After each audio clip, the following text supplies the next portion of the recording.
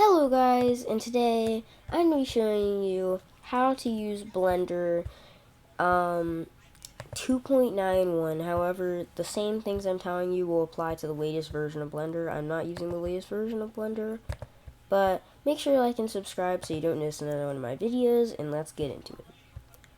So when you first open up Blender, it'll show a little window in the middle, and it'll ask you for preferences and stuff when you first install it and open it. And then once you keep opening it, it'll show a window of your recent files and stuff, but won't ask you for those preferences again. And you can just click off the window and you'll get this. Now this is a cube, a light, and a camera. Now all these things are a part of Render View. Now this Render View is a viewport shading, which is basically kind of shading that the viewport has, which is this big place where you can look around. And as you can see, how the light and stuff reacts to the actual cube, or how the cube reacts to the light. And this little button right here will toggle the camera view. You can click it again to get out of camera view. You can practice that. You can also hit 0 on your numpad if you have one. If you don't have a numpad, go to Edit in the top, and then go to Preferences, and then go to Input, and hit Emulate Numpad. Now what this will do is basically make Blender think you have a numpad by using the top number keys on your keyboard. If you have a laptop but not a numpad, or you just have a compact keyboard on your PC, then you can just hit 0 on those numpads, or not a numpad, on the top number place where all your numbers are on the top of your keyboard. And so you can hit 0 to switch in and out of camera mode, and then also you delete the light by pressing the delete key. You'll see the cube's now completely black because it realizes there's no light. But that's in the render shading view. We'll get into that a bit later. Now, this is the default one, and you see as the camera also, I just delete both of those because we don't need those for this tutorial to learn the basics of Blender. So, first thing is I'm going to turn Emulate Numpad off because I have actual numpad. But you can have Emulate 3-button mouse on, which will allow you to use Alt and then left click and move your finger on your trackpad to rotate. However, for me it's set on pan, so it'll pan the view, which is doing the same function as this little hand right here. You can click on. And so, basically, how you rotate your view is you click on this thing, or use your mouse middle button, scroll wheel, and click the scroll wheel and then just look around by using your mouse, or if you're on a trackpad, just left click on it and look around, just move your finger on the trackpad. And as you can see, looks pretty nice. So that may be very cool to you, but you can also zoom in by left clicking on this magnifying glass and moving your finger up on your trackpad. You can also left click and move your finger down on your trackpad, and it will zoom out. Then this little hand, like I did earlier, will pan your view. This will toggle the camera view. However, we deleted the camera, so it's not going to do anything. Now, this button that looks like a grid basically change your view. So this is orthographic view. Now you can get to orthographic by hitting 5 on your numpad. You can switch between perspective and orthographic, and then you can also, if you're using emulate numpad, then you can use the top number keys on your keyboard, and then basically hit 5 on those number keys or on your numpad, and then what that will allow you to do is switch between those views. So now that you can look around and zoom in and all that, that's pretty cool. You can also use plus and minus. Okay, never mind. I thought you could use plus and minus to zoom in and zoom out. At least that was an older version of Blender. I don't think you can do that anymore. So yeah. Anyway, now that you can look around and stuff, that's very cool. But you need to know the basics of the GUI in Blender. So let's get into that. Now, first thing is we need to learn how to move this cube. So to do that, you by default have the selection box to select stuff, so you can click and drag and select whatever. But let's go to the move tool. It looks like these 4 arrows pointing in different directions. And you click on that, and then basically click on the arrow that's Y. That's the Y-axis. The green arrow is the Y-axis. That's moving your cube on the Y-axis. And you can hit Control-Z to undo that stuff. And then if you use a red arrow, that's the X-axis in Blender. And you can just click and drag and move around. Oh, oops. You can click and drag on the red arrow and move around on the X-axis. Then you can also use the Z-axis, which is the blue arrow, and that's up and down. Now, these are the 3-dimensional axes. However, there's more tools. Now, before we get into the next tool, make sure to subscribe. Also, to move the cube without using this tool, you can hit G on your keyboard and move that around, move the cube around using that, and then that's free grab, because G stands for grab, and then GY would move your cube on the Y-axis. GX will move your cube on the X-axis. And then GZ will move your cube on the Z-axis. It's very important to know these axis names so that you can use the keyboard shortcuts to do things a bit faster in Blender. Now, next tool, rotate tool. Now, if you click on your cube, and you'll notice there's these circular line things, and be like, oh, those are, you click on those and then just rotate. Well, yeah, you can rotate on the Y-axis, you can rotate on the X-axis, hold on. Yeah, you can rotate on the X-axis, and you can rotate on the Z-axis. Oops. Z-axis. And then there's also trackball style rotation, which is if you click in between those circles, those colored circles, just click in between those, and you can move the cube freely using trackball. And then, let's say you want to move your cube without using this tool. Well, you hit R on your keyboard, that stands for rotate, and you could free rotate like that. Then you can hit R again on your keyboard, and it'll be trackball style rotation, and that'll be pretty cool. You can also hit RX to rotate on the X-axis. You can hit RY to rotate on the Y-axis. Then you can hit RZ to rotate on the Z-axis. And that's how you rotate on those axes using your keyboard. Now let's say you want to scale. You can use the scale tool and scale the cube on the X, scale it on the Z, and then scale it on the Y, and then you could switch to the move tool, say move the cube there, blah, blah, blah. That's how you scale. So this is on the Z-axis, this is on the X, this is on the Y, as you should know now.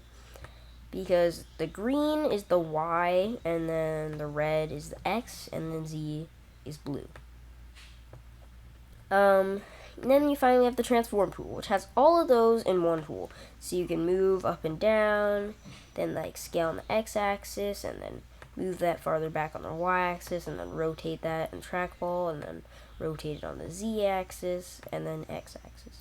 You could do all that complicated stuff with, and it's not that complicated, but you can do all that with that tool, and that'll be pretty cool. And then to do scaling without using the tool, you can hit S, and that'll free scale. You can hit SX, scaled on the X-axis, SY, scaled on the Y-axis, and scale Z, scaled on the Z-axis. So that's how you scale on the keyboard. And it's really efficient to know these keyboard shortcuts because they'll allow you to do things faster in Blender than using the tools and clicking and dragging all the time. This is the timeline, and this is where people animate things, but before we get into this, we need to get into the other GUI parts. So this is the mode you're in, object mode. Now, you can go into edit mode, and the object you have selected will go into edit mode, and you'll see these dots on the object. You'll be like, what are those? Well, these are called vertices, or one single one is called a vertex. Now, vertices is plural of vertex, but vertices are basically multiple vertex. So, I can move one vertex around by using grab, like G on my keyboard. And then again, you can also use the move tool to move that vertice, and then you can't scale a vertice though because it's a vertice. You can't scale those because they're just little points. And then you can rotate one, I think. But again, that won't really do anything because it's a little dot, so no matter what it rotates and stuff, that's not actually changing the actual deformation of the mesh. And that's edit mode. We'll get into that a bit more in depth, maybe in another tutorial.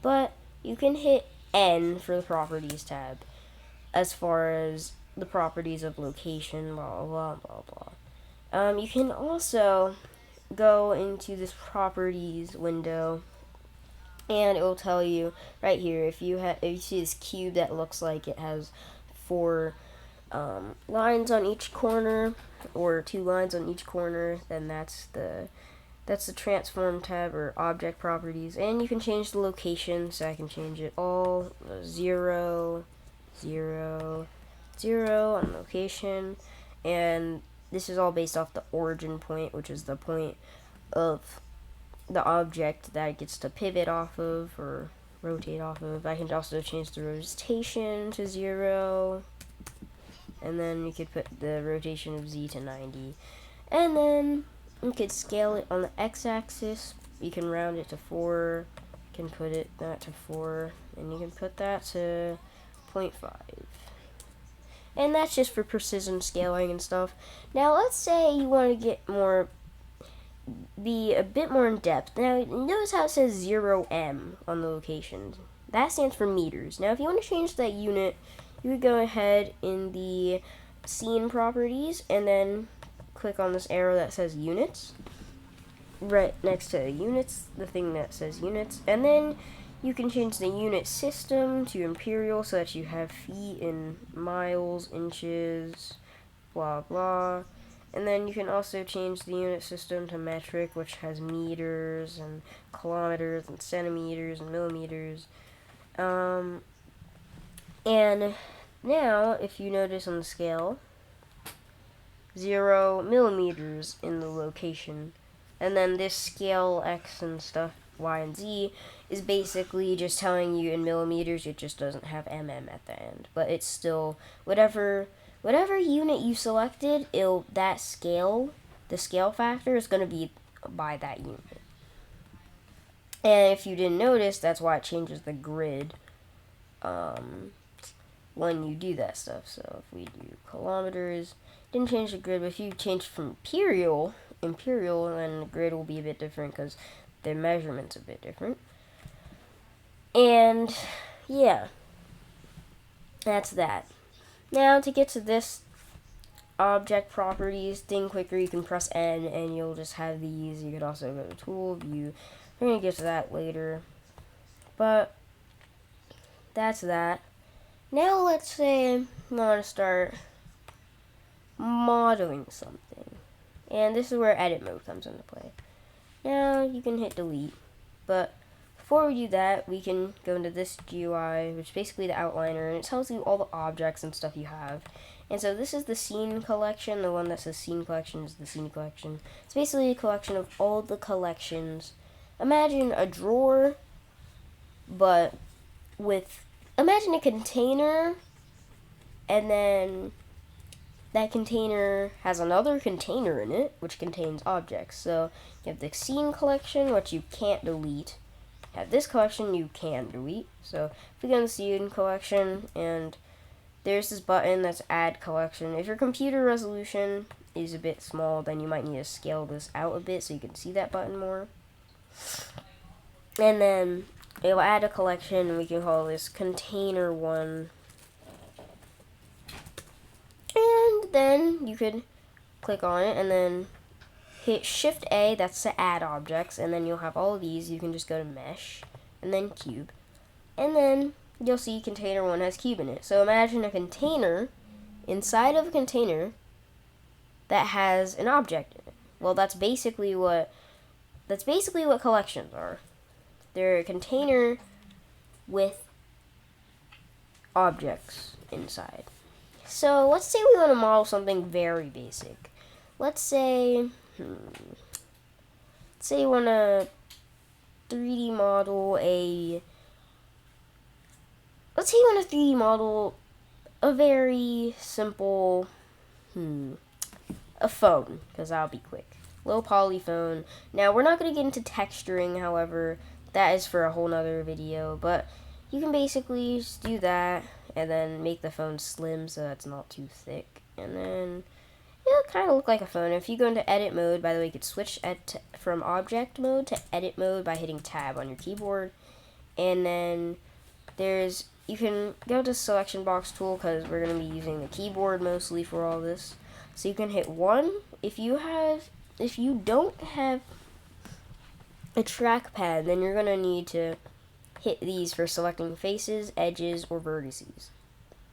However, if you do have a numpad and you also have, of course, the number keys on your keyboard, then great, because you'll be able to have the ability to type basically, or to use a number, because between 1, if you hit 1 on your keyboard, the top numbers of your keyboard, then you'll get this vertex selection, which will allow you to select vertex or vertices.